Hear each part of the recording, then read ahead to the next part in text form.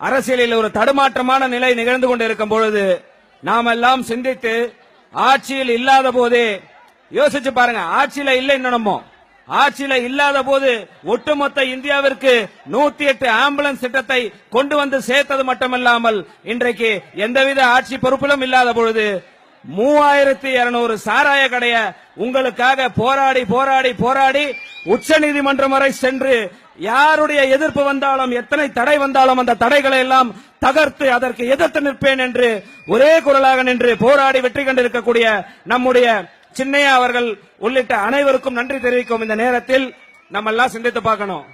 இங்க தேர்தல் வந்தது 2016 திமுக அண்ணா திமுக போட்டிட்டாங்க, எல்லாம் காசு கொடுத்தாங்க. இன்னைக்கு உங்களுக்கு யாரும் ஒண்ணும் செய்யல. இன்னைக்கு நம்மளுடைய உரிமைக்கு போராடிட்டு இருக்கிறோம். குடிக்க தண்ணி இல்லன்னு போராடுறோம். என் ஊர்ல சாராய கடை கொண்டு வந்து வைக்கிறான்னு தெருவில் இறங்கி போராடுறோம்.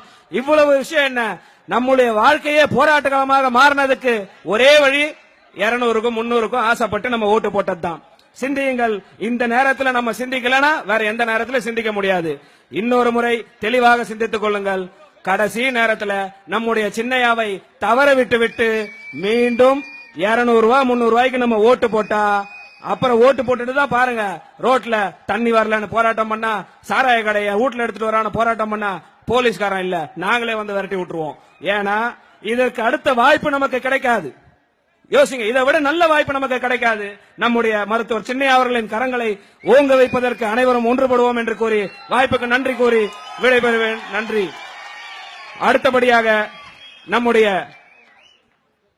கட்சியினுடைய மாநில தலைவர் ஓய்வறிய உழைப்பாளி நம்முடைய அண்ணன் தியாகச்செம்மல் அண்ணன் கோகா மணி அவர்கள் உங்களுடைய உரையாற்றுவார்கள். செய்யாறில் நடைபெறுவது